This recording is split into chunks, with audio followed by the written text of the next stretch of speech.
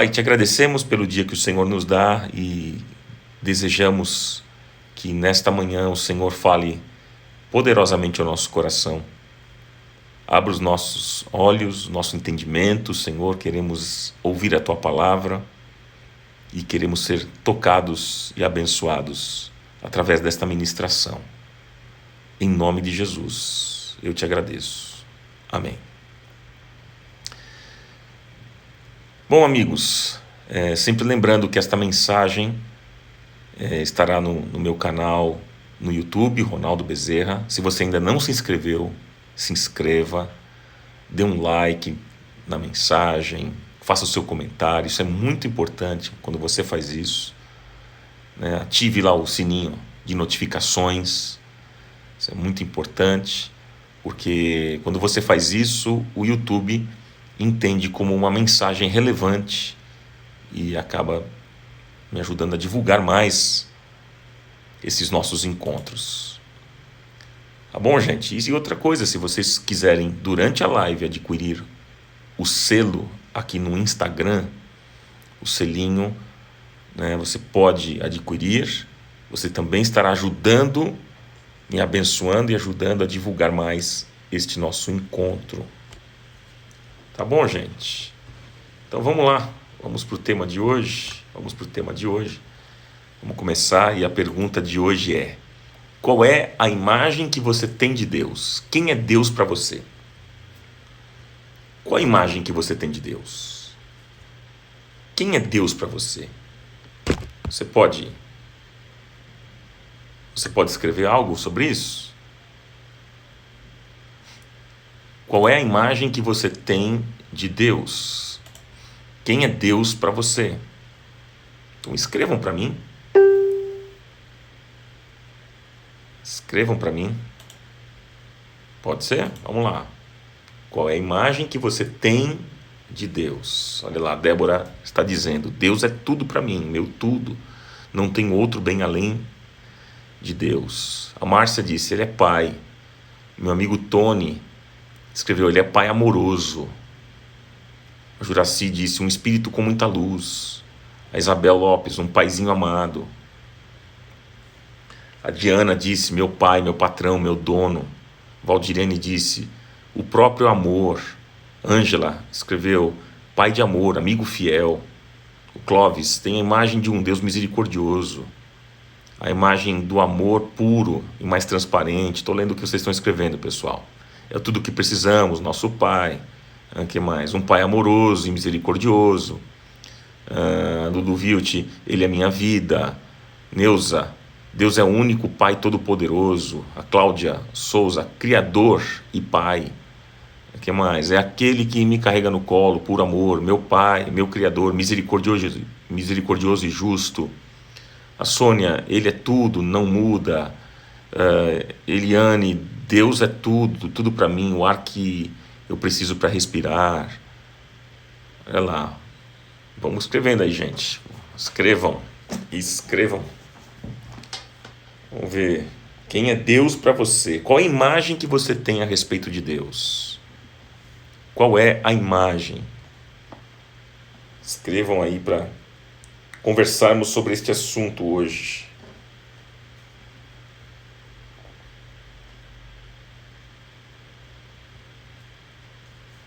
Escrevam.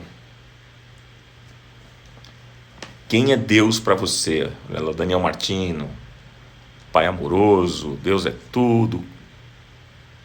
Meu oxigênio, disse a Fátima.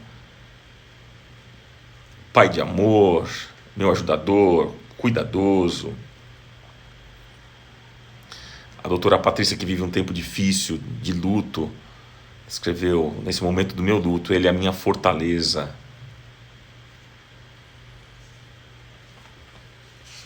Deus é um amigo fiel. Vamos lá, gente. Deus é amor. Maria José, Ele é meu refúgio, minha fortaleza. Maria Pascoal, Deus é meu Pai, meu refúgio, minha trajetória.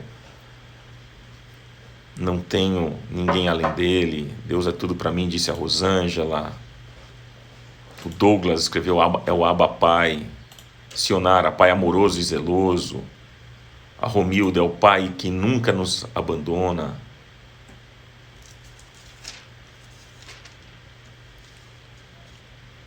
É isso aí, gente. Muito bom, muito bom. Importante o comentário de vocês. O Rafael escreveu: o grande El Shaddai.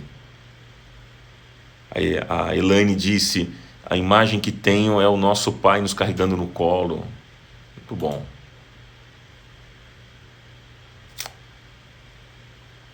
Eu quero ler com vocês Jó. Anote aí o livro de Jó, capítulo 42. Jó 42, versículo 1. Abra aí comigo, gente. Lá no Velho Testamento, Jó, capítulo 42, versículo 1 até o versículo 6. Olha o que é que diz o texto. Então Jó respondeu ao Senhor: sei que podes fazer todas as coisas. Nenhum dos teus planos pode ser frustrado. Tu perguntaste: quem é esse que obscurece o meu conselho sem conhecimento? Certo é que falei de coisas que eu não entendia, coisas tão maravilhosas que eu não poderia saber. Tu disseste: agora escute e eu falarei. Vou fazer-lhe perguntas e você me responderá. Meus ouvidos já tinham ouvido a teu respeito, mas agora os meus olhos te viram. Por isso, menosprezo a mim mesmo e me arrependo no pó e na cinza. Jó capítulo 42, versículo de número 1 até o número 6. Foi a leitura que fizemos agora. Gente, nós estamos aqui estudando sobre felicidade segundo Deus. Esse tem sido o nosso tema. Sobre felicidade segundo Deus. Nós estamos entendendo que existe uma felicidade segundo o mundo e é uma felicidade segundo Deus. Você pode ser feliz aos olhos do mundo, mas não ser feliz aos olhos de Deus. Como você pode ser feliz aos olhos de Deus e não ser feliz aos olhos do mundo. Então, estamos nessa série, na terceira parte, falando sobre cultivando a felicidade. Como é que se constrói a felicidade? Como que a gente é feliz aos olhos de Deus? Não é? Você sabia que você pode se tornar uma pessoa absolutamente infeliz na vida cristã? Você sabia disso? Você pode se tornar uma pessoa absolutamente infeliz na vida cristã. Ah, Ronaldo, eu sou um cristão, pode acontecer isso comigo? Pode. Por quê? De que maneira? Por causa da imagem incorreta de Deus.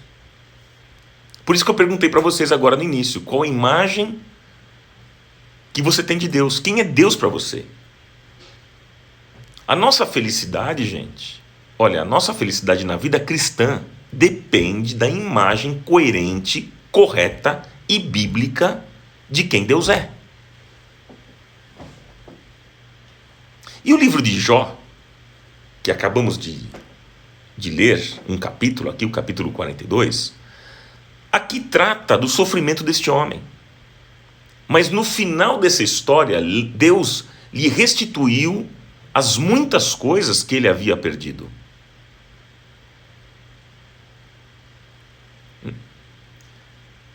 Mas na experiência do capítulo 42, que lemos, o que está acontecendo com Jó?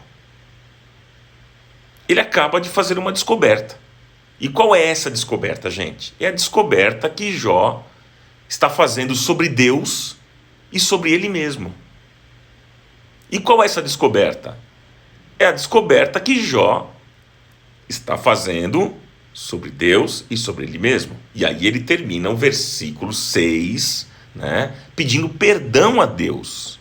Não sei se você prestou atenção, ele pede perdão porque ele se reconhece pequeno e pobre acerca do conhecimento de Deus. Como nós somos pequenos, irmãos e amigos, e pobres acerca do conhecimento de Deus. E ele diz no versículo 6, ele está dizendo assim, eu menosprezo a mim mesmo e me arrependo no pó e na cinza. Gente, a ideia de se menosprezar e se arrepender até o pó e colocar cinza sobre a cabeça era uma prática judaica, onde a pessoa estava se reconhecendo muito pequena, miserável diante de Deus. E Jó estava dizendo exatamente isso. Senhor, eu não sou nada, eu não sou ninguém, eu não mereço absolutamente nada, e eu me humilho na tua presença e me coloco de joelhos diante de ti. E por que ele está se arrependendo, amigos? Por que Jó está se arrependendo? Porque ele confessa que ele havia dito coisas de Deus absolutamente incorretas. Ele fez perguntas e colocações sobre Deus que estavam absolutamente equivocadas. Nessa altura da sua vida, Jó havia perdido seus 10 filhos numa tragédia. Ele era um homem rico e ele perdeu o seu dinheiro. Ele era um homem saudável e perdeu a sua saúde. Então imagina você. A gente não aguenta perder muito menos do que isso. Eu não sei se alguém aqui teve uma experiência de perder um filho. Deve ser algo terrível. Mas esse homem perdeu 10 filhos. Ele não perdeu um, ele perdeu 10 filhos. E ninguém gosta, por exemplo, de perder que seja R$ 500 da conta bancária. Este homem perdeu toda a sua fortuna. Perdeu tudo. Este homem conheceu todo o sofrimento que um homem podia conhecer, e ainda Deus autoriza que Satanás o provoque o tempo inteiro. Esse homem, gente, passou algo como nenhum outro homem na face da terra, a não ser Jesus. A não ser Jesus tenha passado em toda a história. Então, gente, depois de todo o sofrimento, perdas e crises que este homem vivenciou, ele agora está dizendo: Senhor, na verdade eu conheci o Senhor de ouvir. Eu ia à igreja e ouvia falar do Senhor. Eu tinha informações do Senhor. Eu ouvi pregações sobre o Senhor. Mas agora, na minha experiência, passei verdadeiramente e efetivamente a conhecer o Senhor. O que é que fez Jó conhecer tanto a Deus? Você sabe me responder? O que é que fez Jó conhecer tanto a Deus? Sabe o que foi? O sofrimento. O sofrimento. Não há nada, veja, guarde isso. Não há nada nessa vida que mais faça uma pessoa conhecer tanto a Deus do que o sofrimento. Sabia disso? Grandes homens de Deus na história passaram pelo sofrimento, e você vai perceber que uma coisa está presente na vida de todos aqueles que foram muito usados pelo Senhor, que é justamente o sofrimento. Não é possível você encontrar uma pessoa de Deus, um servo do Senhor fiel, que não tenha sofrido muito. Não há nada mais forte na pedagogia de Deus para enriquecer o homem do que o sofrimento. O sofrimento, gente, nos lapida. E porque Deus conhece quem é o ser humano, quem somos nós, Ele usa a metodologia do sofrimento para nos lapidar. Quando tudo está muito bem na sua vida, cuidado, desconfie. Pode haver alguma coisa equivocada. Por quê? Porque, na verdade, como disse Jesus, neste mundo nós teremos aflições. Os servos de Deus e os grandes homens de Deus na história foram homens que tiveram grandes sofrimentos. E Jó foi um deles. Jó foi um deles. Agora, veja, do que Jó está se arrependendo aqui? Ele se arrepende, como eu disse para vocês aqui no versículo 6. Ele se arrepende. Ele está se arrependendo da imagem que ele tinha de Deus. E eu pergunto para você qual é a imagem que você tem de Deus. Eu quero ver com vocês 3 aspectos importantes. 3. O primeiro aspecto, se você quiser anotar. Primeiro aspecto, uma pergunta. O que é a imagem de Deus? O que é a imagem de Deus? Esse é o primeiro aspecto que eu quero conversar com vocês. O que é a imagem de Deus?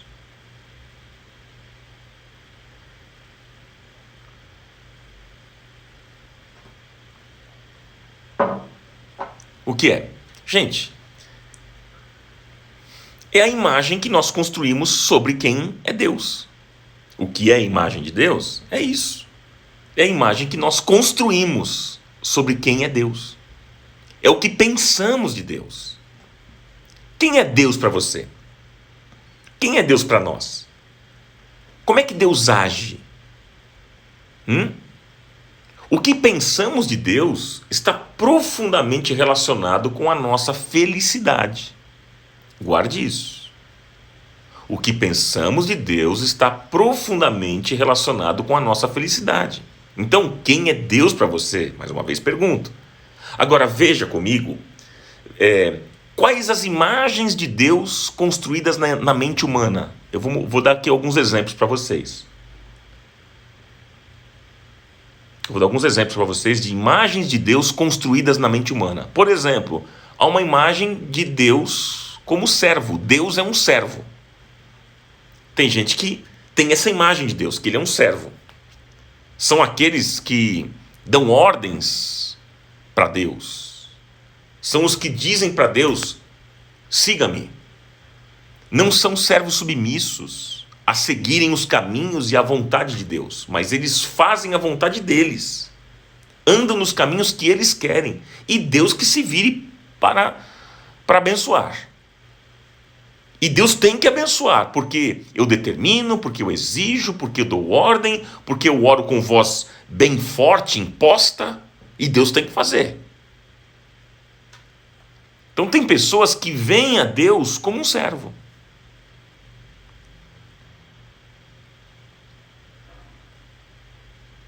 Quer ver uma outra ideia também, gente? Muitos alimentam uma imagem de Deus, constroem na mente uma imagem de Deus. Primeiro, tem gente que olha a Deus como um servo. Segundo aqui, outro exemplo, tem gente que olha a Deus como um carrasco. Essas pessoas geralmente têm medo de Deus. Por exemplo, elas dão o dízimo na igreja porque elas têm medo de que passem fome. Se eu não der o dízimo na igreja, que Deus vai botar a mão sobre mim e vai tirar tudo que eu tenho. Então elas têm medo de Deus. Elas não entregam o dízimo e a oferta na igreja por amor.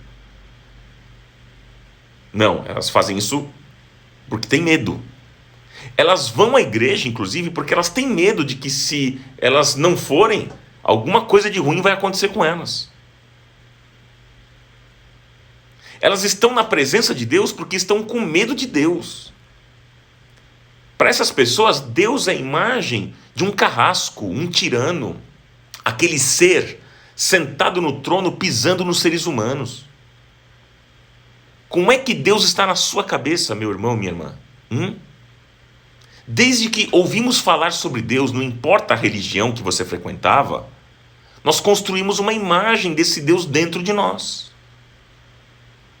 Então veja, olha o que as pessoas constroem a respeito de Deus. Olha o que elas constroem na mente a respeito de Deus. Deus é um servo. Segundo, Deus é um carrasco. Terceiro, Deus é um ser indiferente. Tem muita gente assim, que pensa que Deus é um ser indiferente. É a teologia que diz que Deus criou o mundo e o deixa funcionar automaticamente. Ou seja, ele não se mete, ele não interfere na vida humana. Para muitos, Deus é assim. Deus existe, sim, mas ele não se importa conosco. Deus existe, mas ele não ouve as nossas orações. Deus existe, mas ele não se comunica com o homem. Essa é a ideia que muitos têm a respeito de Deus. Qual é a imagem que você tem de Deus? Quer ver um outro Vamos falar de um segundo aspecto aqui. Bom, eu estou falando primeiro aqui com vocês. Olha só, eu estou falando primeiro aspecto importante. O que é a imagem de Deus? Aí eu falei sobre a ideia que as pessoas alimentam a respeito de Deus, que elas constroem na mente. Então, elas pensam que Deus é um servo, que Deus é um carrasco, que Deus é indiferente. Enfim, eu poderia falar mais coisas aqui, mas vamos encurtar. Vamos para o segundo aspecto agora. O primeiro é o que é a imagem de Deus. O segundo aspecto, anote, é uma pergunta também. Como que essa imagem nasce na pessoa? Como é que essa imagem de Deus nasce na pessoa? Gente, nasce da nossa imaginação. A mente humana é uma coisa tremenda, é uma coisa fantástica, que a gente até imagina a fisionomia de Deus. A nossa mente é assim, é muito criativa, né? É uma coisa fantástica, Deus nos fez assim. Então todos nós aqui, na nossa imaginação, e a imaginação, como eu disse, é algo fantástico, criamos uma ideia e uma imagem de Deus. Qual é a imagem que você imagina de Deus? E como é que essa imagem nasceu ou nasce? Nasce ou nasceu? Como é que essa imagem nasce ou nasceu? E aí eu vou dar algumas ideias para vocês. Por exemplo, essa imagem nasceu ou nasce primeiro, por influência da família.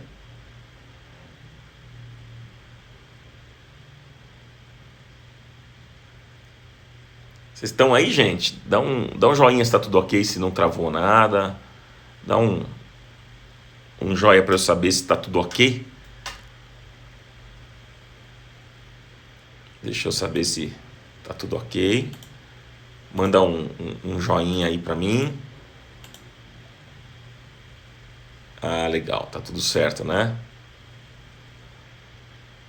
Boa.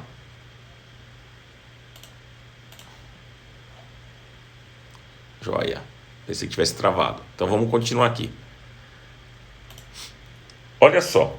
Então, como é que essa imagem nasce na gente, ou nasceu na gente? Primeiro, por influência da família. O pai da psicanálise, Freud, que todos nós aqui já ouvimos falar, ele diz o seguinte, que a imagem que nós construímos de Deus tem a ver com a imagem do nosso pai na terra. Então, alguma relação de verdade há nessa afirmação. A imagem de Deus que aprendemos na família quando nós somos crianças, qual foi a imagem que a sua família passou para você? Você lembra? Qual foi a imagem? Que tipo de Deus que tipo de Deus você está passando aos seus filhos? Que tipo de Deus você está construindo na sua casa? Então veja, queridos, veja aqui, olha só. Como é que essa imagem, como é que a gente constrói uma imagem a respeito de Deus? Como é que ela nasce? Primeiro, por influência da família. Segundo, por influência da sociedade. A sociedade na qual nós estamos vivendo passa para nós a imagem de quem Deus é. Terceiro, veja só, como é que nasce essa imagem? Por influência da igreja. Sabia disso? Você cria essa imagem, nasce essa imagem de Deus por influência da igreja também. Não é brincadeira quando você traz o seu filho e coloca lá na escolinha da sua igreja. Na escolinha dominical. E você precisa saber qual é a imagem de Deus que está sendo passada ao seu filho nas aulas de educação religiosa infantil na sua igreja. Você precisa saber. Qual é a imagem de Deus que a igreja tem passado? Qual é a imagem de Deus que a igreja tem passado? Um Deus legalista? Um Deus permissivo? Um Deus que nós passamos? Enfim, há igrejas, queridos, que passam uma imagem de um Deus carrasco, absolutamente legalista. Essas igrejas não têm qualquer espírito de graça, não conhecem perdão, não conhecem misericórdia. E é por isso que, se um membro errar nessas igrejas, eles são excluídos e punidos na sua moral. E então a família nos passa a imagem de Deus, a sociedade ajuda na construção dessa imagem e a igreja também. Quer ver também o que ajuda na construção dessa imagem? As nossas próprias experiências pessoais. Pelas próprias experiências pessoais. As nossas experiências pessoais, meus irmãos, vão construindo em nós uma imagem sobre Deus.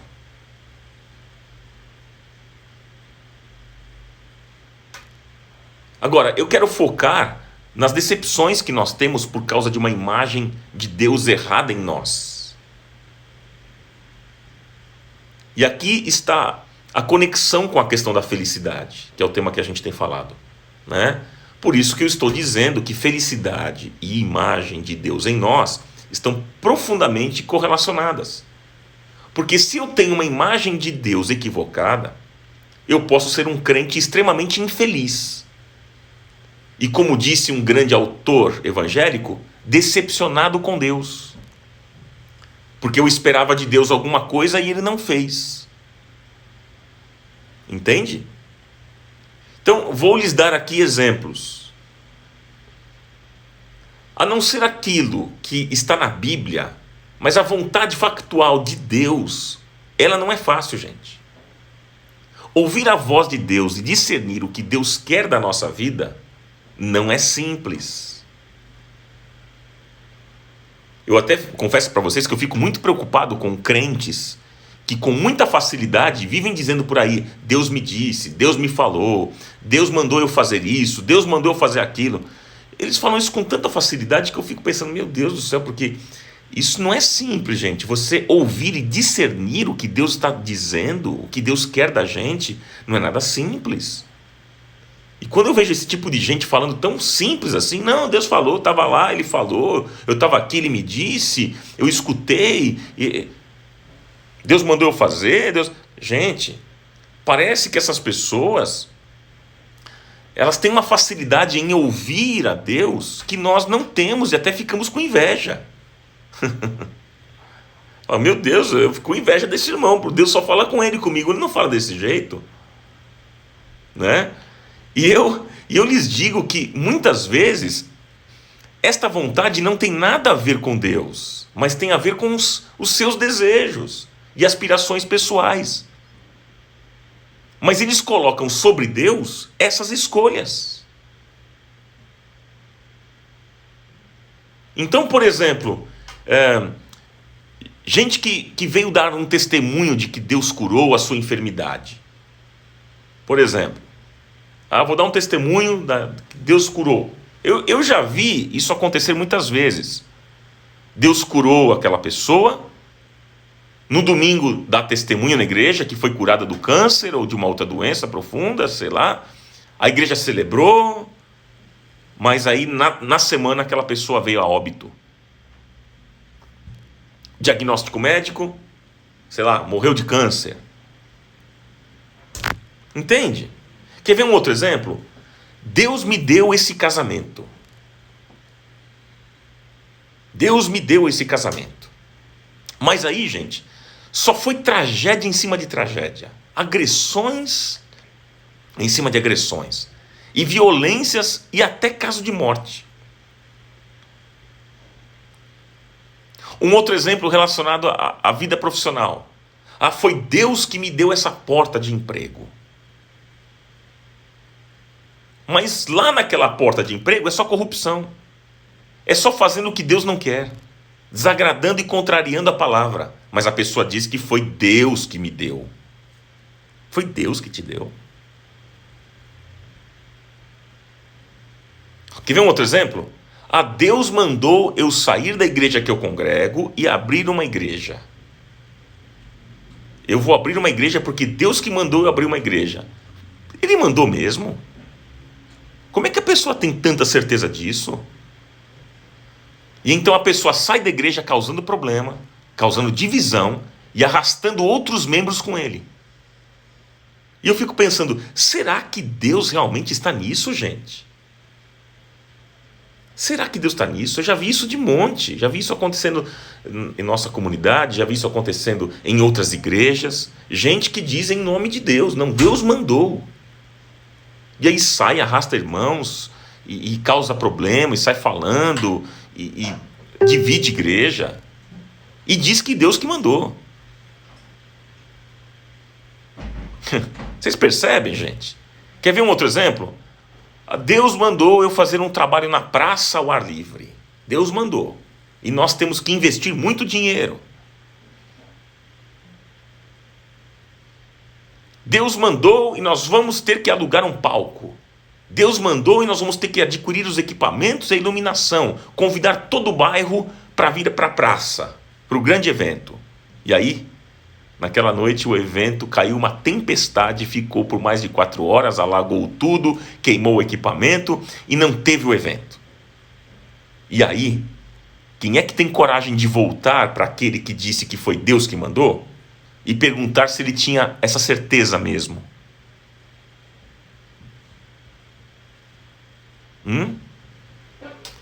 Então, gente, será que essa... Aí você pergunta assim para mim, Ronaldo, será que essa gente que fala em nome de Deus é sincera? Pode ser. Pode ser. Mas deixa eu dizer para vocês, sinceridade não garante que você está certo. O fato de você ser sincero não garante que você está certo. Vem um irmão muito piedoso, muito sincero, muito bonzinho, e a gente diz assim, nossa, ele é tão de Deus, olha como ele é piedoso, bonzinho, sincero, ele é tão de Deus. Mas, gente, isso não significa que este homem não peque, que este homem não esteja equivocado. Isso não significa. Às vezes, peca até por omissão. Gente boa, mas que constrói uma visão errada. Isso pode acontecer. Então, quando você tem um episódio que você percebe que a visão de Deus, como Jó, estava errada, você se frustra, você se decepciona. Quantos e quantos já saíram da igreja, das suas comunidades, das suas igrejas? Quantos e quantos? Quantos e quantos não tendo coragem de admitir que estavam decepcionados com Deus? Mas quem é que estava errado? Era Deus? Ou a imagem que aquelas pessoas construíram sobre Deus?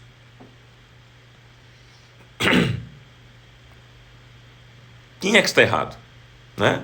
Obviamente que o que está errado é aquilo que pensamos sobre Deus enquanto Deus não é. Aquilo que nós pensamos que Deus faz enquanto Deus não faz. Você quer ser um crente maduro? Pergunta a você. Você quer ser um crente maduro? Então tenha uma visão correta de Deus. E quem tem uma visão correta de Deus é uma pessoa que está muito próxima de ser feliz na vida cristã. Gente, a imagem incorreta de quem Deus é gera expectativas erradas nas pessoas. Guarde isso no seu coração, guarde isso no seu coração. Eu vou repetir, a imagem incorreta de quem Deus é gera expectativas erradas nas pessoas. A imagem incorreta sobre Deus gera frustrações, gera decepções, gera crises de fé. Eu conheço membros da igreja que pararam de orar porque se decepcionaram com as suas orações, se decepcionaram com Deus. Então, construir uma imagem correta de Deus é ter uma relação estreita com o estado de felicidade do crente. Mas a visão de Jó, que nós vimos aqui, é uma visão fantástica. Ele não parte para a decepção e para a frustração. É verdade que Jó teve algumas crises de fé, e você pode ver isso durante o livro. Leia o livro de Jó. Mas neste momento aqui, que nós lemos, já no final do livro de Jó, o que nós vemos em Jó não é uma frustração e um esfriamento da fé, mas é um renovar da sua experiência com Deus, onde agora ele está afirmando o seguinte: Senhor, eu estava errado. Eu estou até envergonhado diante de ti, na tua presença. Eu me sinto tão frágil, tão pequeno, tão pecador. Eu fiz uma imagem errada do Senhor.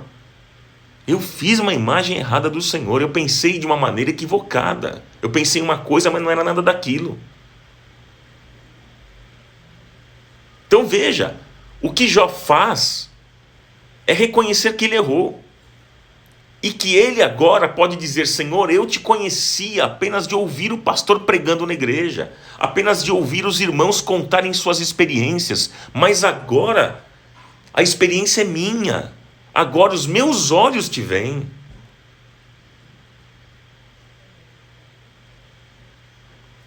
Pode ser, gente, pode ser que nesse momento você deve estar pensando: poxa, é verdade, eu construo uma imagem errada de Deus, eu aprendi muita coisa errada na minha casa. De repente você pode chegar a essa conclusão.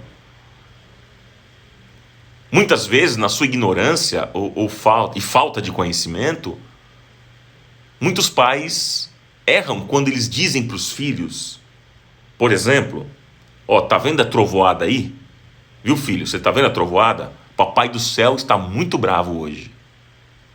Será que um dia você já falou isso para o seu filho? Tem pais que falam isso para os filhos.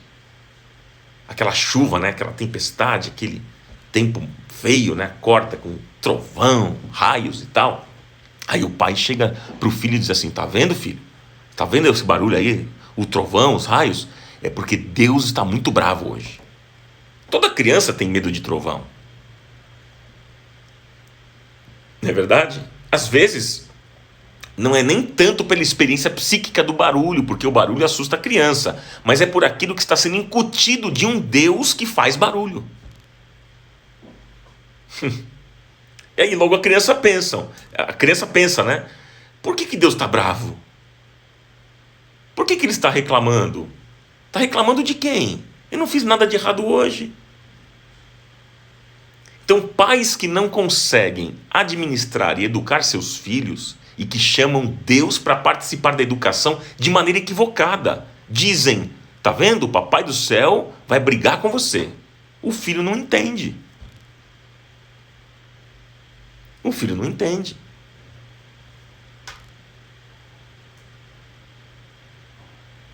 O pessoal falando aqui, ó, já ouvi isso da minha mãe.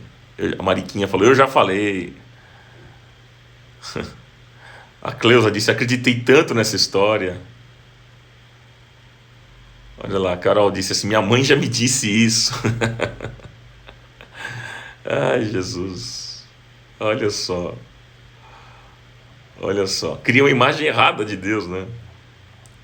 Então, gente, vamos lá. Vamos recapitular aqui para quem está chegando agora. Primeiro, eu falei sobre qual é a imagem de Deus. Qual é a imagem de Deus? A pergunta. Né?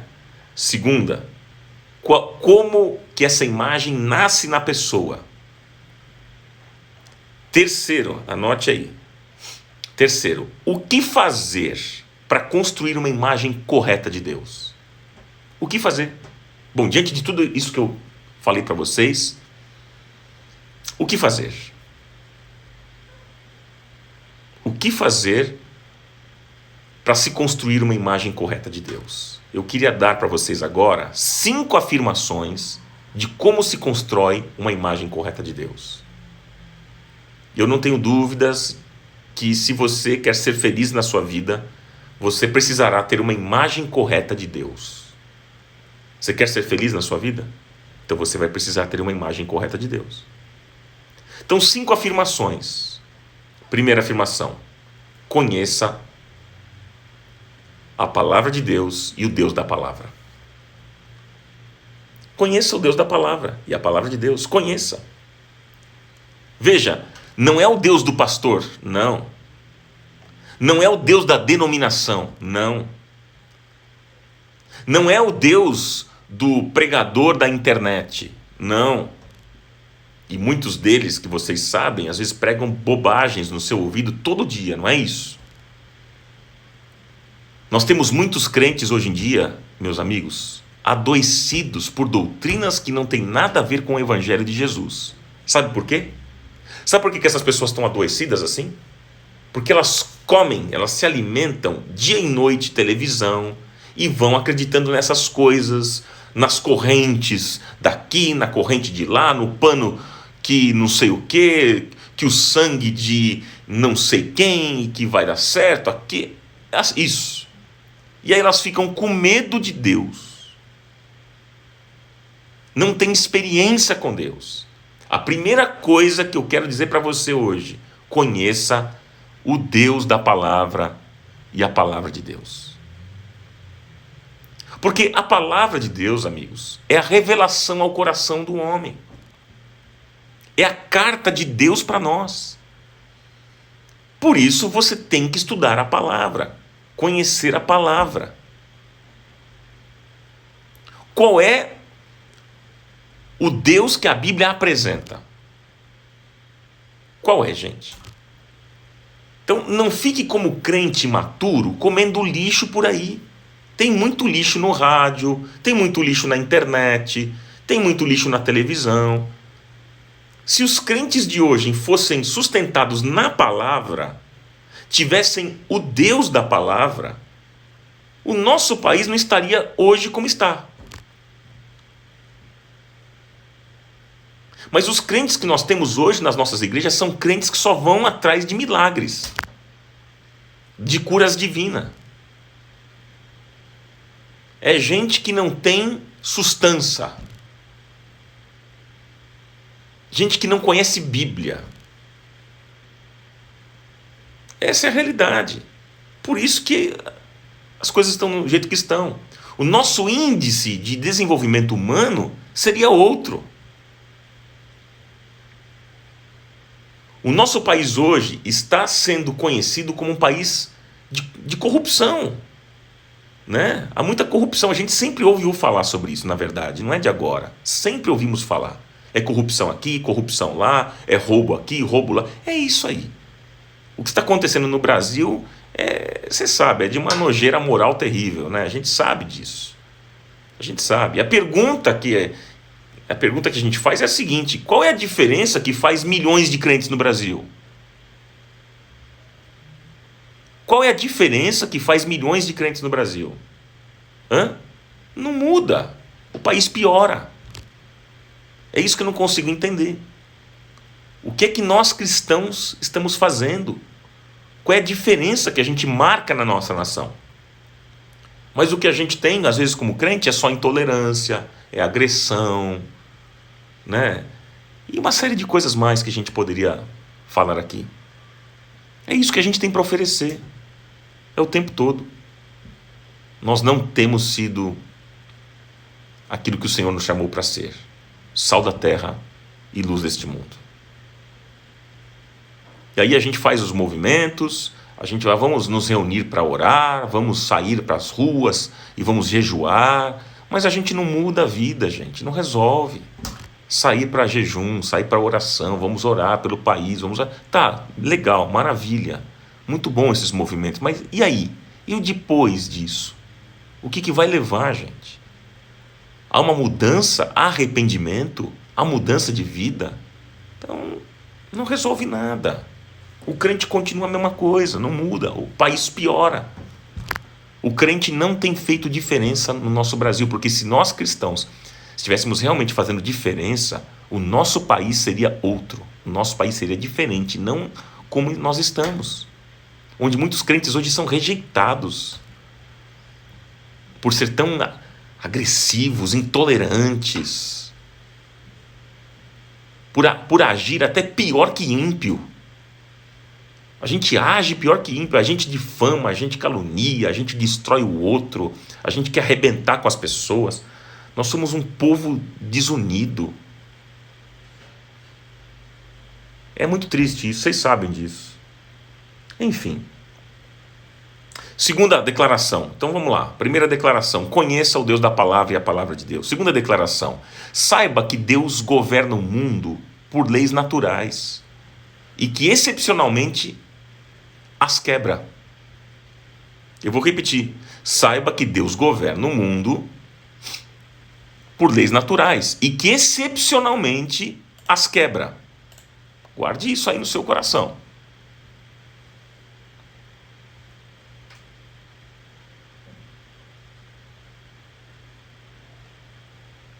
Excepcionalmente, veja bem o que eu vou dizer agora, presta atenção no que eu vou dizer nesse momento.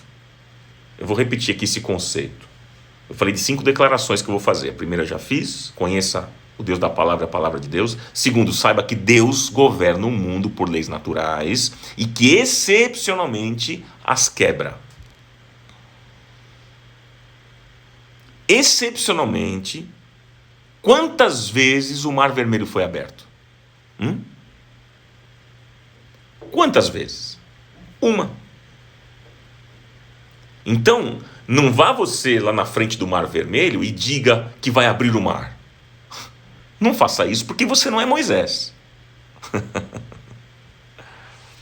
Foi algo pontual, excepcionalmente. Aconteceu uma vez. Jesus mesmo não curou todos os cegos de Jericó. E as curas no Novo Testamento, a Bíblia diz que eram feitas para a glória de Deus, com um propósito específico de glorificar a Deus. Então,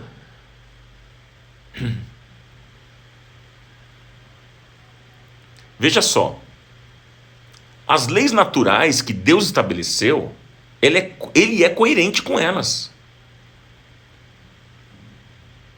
Vou repetir, as leis naturais que Deus estabeleceu, ele é coerente com elas.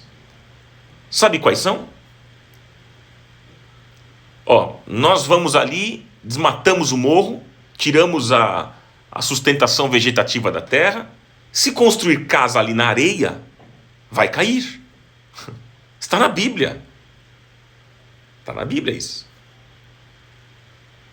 Olha outra coisa aqui, por exemplo. Se uma célula começa a se desenvolver de maneira desequilibrada, ela fica cancerígena. São leis naturais. Leis climáticas, físicas. Existem leis que estão sendo respeitadas neste momento, por exemplo, como a lei da gravidade. Então, não seja louco e não se jogue do 10º andar de um prédio achando que você vai conseguir voar, que você vai conseguir caminhar no ar. A lei da gravidade vai te jogar no chão. Vocês percebem, gente? Agora, o que é que são os milagres na Bíblia? Você pergunta para mim. Então, o que é que são os milagres, Ronaldo? O que é que são os milagres na Bíblia? Gente, os milagres na Bíblia são os momentos em que Deus quebrou as leis que Ele mesmo estabeleceu por alguma razão. Quando Ele abre o Mar Vermelho, é a quebra de uma lei natural. Quando Ele cura uma pessoa de maneira excepcional, é algo que Ele está fazendo excepcionalmente. Então Deus vai operar milagres. Nós cremos nisso. Mas é quando e como Ele quiser. Nós podemos ouvir testemunhos de irmãos que foram curados, por exemplo, da Covid. Mas há pessoas aqui que perderam parentes pela Covid. Aí a pessoa pergunta, mas por que Deus curou aquele que está aí agora glorificando a Deus e não curou o meu filho? Por quê? Gente, mas aí eu te respondo, isso é uma questão de soberania de Deus. E nós seres humanos não conhecemos os caminhos de Deus. Não tem como responder isso. Por que Deus curou um e não curou o outro? Não sei, é soberania de Deus. Deus tem os seus caminhos. Então, gente, Deus governa o mundo por leis naturais e só as quebra excepcionalmente e com um propósito. Tá claro isso?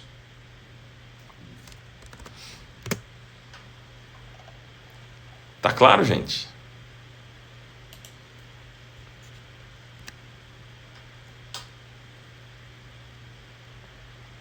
Vamos lá, vamos continuar aqui. Vamos continuar. Terceira declaração que eu quero fazer com vocês. Aquilo que o homem semear, ele ceifará. Ele vai colher. Essa é a terceira declaração. Isto é, você plantou, vai colher. É claro, gente, é claro que nem tudo que nós colhemos fomos nós que plantamos. Isso também acontece. Às vezes a gente colhe coisa que a gente não plantou. Às vezes um filho está colhendo o que os pais plantaram. Mas com certeza tudo que você planta você vai colher. Está plantando mentira? Vai colher mentira. Está plantando carnalidade? Vai colher carnalidade. Está plantando maldade? Vai colher maldade. Não tem como fugir disso, é bíblico, gente. Então, você está plantando, começando um relacionamento todo errado, então lá na frente, 20 anos depois, vai colher isso, não tem como. Alguém diz assim, eu estou me relacionando com uma pessoa que não tem nada a ver com Deus. Ele não conhece a Deus, eu estou me relacionando com essa pessoa, ele é tão legal, ela é tão boazinha, ele é tão bacana, ela é tão joinha, tal, mas ele não conhece a Deus. Você sabia que existe uma palavra sobre isso na Bíblia? Leia lá 1 Coríntios capítulo 7, que fala sobre o jugo desigual. Agora, você tem todo o direito de não obedecer à palavra de Deus, mas saiba que você vai colher os frutos do que você está plantando. Tudo aquilo que nós semearmos, nós vamos colher. A lei da semeadura é infalível. Quarta declaração, anote aí. Quarta declaração, anote. Compreenda que o homem é livre para obedecer ou não. Compreenda que o homem é livre para obedecer ou não. Deixa eu dizer para você, como eu até disse ainda esses dias para uma pessoa, Deus não vai te obrigar a nada. Deus não obriga a gente a nada. Ele não força, ele não atropela, ele não entra chutando e pisando. Ele não arromba a porta do seu coração, ele bate, diz as Escrituras. Eis que estou à porta e bato. Ele bate e espera você abrir. Ele não obriga nada. Ele não exige um amor forçado. Alguém diz assim, mas por que o Senhor deixou que isso acontecesse? Não, Deus não deixou. Você caminhou, você fez, você agiu, você decidiu, não culpe a Deus. Porque às vezes nós queremos que Deus abençoe o que nós estamos fazendo, mas nós precisamos nos submeter ao que Ele quer. A escolha é dele para nós. Isso é entregar o projeto de vida nas mãos de Deus. Então você pode obedecer ou não obedecer. Alguém diz assim, a Bíblia está dizendo isso, mas eu quero fazer diferente. A Bíblia me orienta a fazer tal coisa, mas eu vou fazer do jeito que eu quero. Ok, vai fundo, o problema vai ser seu. Não tem jeito. Não tem jeito. Deus não nos poupa as consequências, porque não é assim que Deus trabalha. O que é que Deus estaria alimentando de erro na sua vida? Não é assim que Deus age. Você pode estar até cometendo alguma coisa que você sabe que é contrária à palavra de Deus, mas também assuma todas as consequências e não construa uma imagem errada de Deus e nem pense que Deus abençoa pecado ou algo contrário à sua palavra. Isso é construir uma imagem errada de Deus. E a quinta declaração que eu quero fazer para vocês, anote aí por favor, é a seguinte: busque ter experiências com Deus para conhecê-lo. Busque experiências com Deus para conhecê-lo. Gente, são experiências vindas da oração, do jejum, da intimidade, do relacionamento com a palavra de Deus. Obrigado, Marcionílio, pelo selinho que você comprou aqui na live. Deus te abençoe, viu, amigão? O Senhor te abençoe muito. Então, gente, busque ter experiências com Deus para conhecê-lo, que são experiências vindas da oração, do jejum, da intimidade com Deus, do relacionamento com a palavra de Deus. Ele quer falar com você, Ele quer falar conosco, Ele quer se revelar a nós, Ele quer ter intimidade com a gente. Como diz a Bíblia, buscai ao Senhor enquanto se pode achar, invocai-o enquanto está perto. A intimidade do Senhor, como diz as Escrituras, o Salmo 24, versículo 15, se não me engano, diz que a intimidade do Senhor é para aqueles que o temem, aos quais Ele fará conhecer a sua aliança. Então busque experiências profundas com Deus e Ele irá se revelar a você. Ele irá revelar sua glória.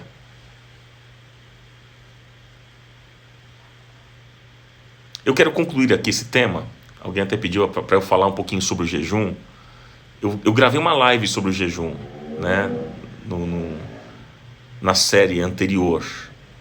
Eu gravei uma live falando sobre isso. Hoje eu não posso falar porque o tempo aqui já deu, e aí eu me estenderia mais sobre isso, né? Mas depois ouça lá essa minha live sobre o jejum, e eu tenho certeza que você vai ser abençoada. Então, gente, eu quero concluir com vocês. Olha só, se nós cuidarmos desses 5 aspectos que eu mencionei, nós vamos começar a construir uma imagem correta de Deus. E quem está com uma imagem errada vai poder consertar essa imagem, para que possa ter uma vida cristã feliz. Se essas 5 afirmações começarem a ser verdade na sua vida, então você estará construindo uma imagem correta de quem Deus é. E sem medo de errar aqui, eu posso lhes afirmar que um grande número de crentes hoje cultiva uma imagem absolutamente equivocada de quem Deus é. Por isso sofrem. Por isso não são felizes enquanto crentes. Porque esperam uma ação de Deus que Ele não vai fazer e não vai agir daquela maneira. Mas o que nós queremos, se somos pessoas saudáveis em Cristo, é que tenhamos na nossa vida cristã uma imagem saudável e adequada de Deus. Por isso que a nossa oração hoje é: Pai, ajuda-nos a ver como Jó, que mesmo no sofrimento e na tristeza aprendeu e conheceu melhor o Senhor. Nós queremos te conhecer. Nós queremos te conhecer, Pai. Em nome de Jesus.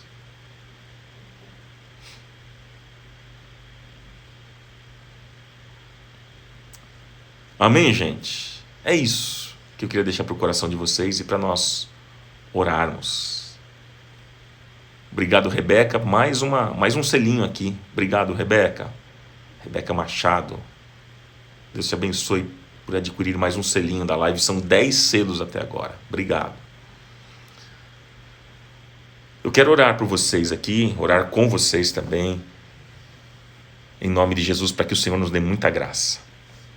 Pai, te agradeço nesta manhã, porque Tu és um Deus bom, um Deus de amor, Deus de graça, um Deus de misericórdia, um Deus que tem renovado a Sua misericórdia todos os dias e cada manhã. Obrigado, Pai, pela Tua bondade. Nós servimos a um Deus bom. E obrigado pelas palavras, obrigado por esta mensagem que hoje ouvimos e que eu tenho plena convicção de que ela está caindo como uma semente poderosa no nosso coração. E estas sementes, elas vão crescer e vão dar frutos na nossa vida, e frutos que vão glorificar ao Teu nome, Senhor. É isso que nós desejamos. Obrigado por cada irmão, por cada irmã que participou deste encontro. Que o Senhor esteja se revelando a cada um deles, abençoando cada um, fortalecendo cada pessoa, cada família aqui representada. Pai, que a Tua graça e o Teu favor alcance, em nome de Jesus, cada pessoa. Que nesta manhã os enfermos sejam curados, aqueles que estão tristes recebam a alegria do Senhor. E, Pai, aqueles que estão presos em cadeias, em vícios, sejam libertos, e que a Tua boa mão sustente cada pessoa. Cuida, Senhor. Oh, Pai, enxugue as lágrimas daqueles que choram, que o Senhor abrace e console aqueles que vivem hoje tempos tão difíceis, Senhor, tão difíceis, tempos de perda, de dor, de choro, que o Senhor console cada um e abençoe, fortaleça, traga um ânimo novo e forças renovadas. Que assim seja, dá-nos um dia abençoado, debaixo da Tua graça e do Teu favor. Em nome do Senhor Jesus eu oro e eu te agradeço. Amém.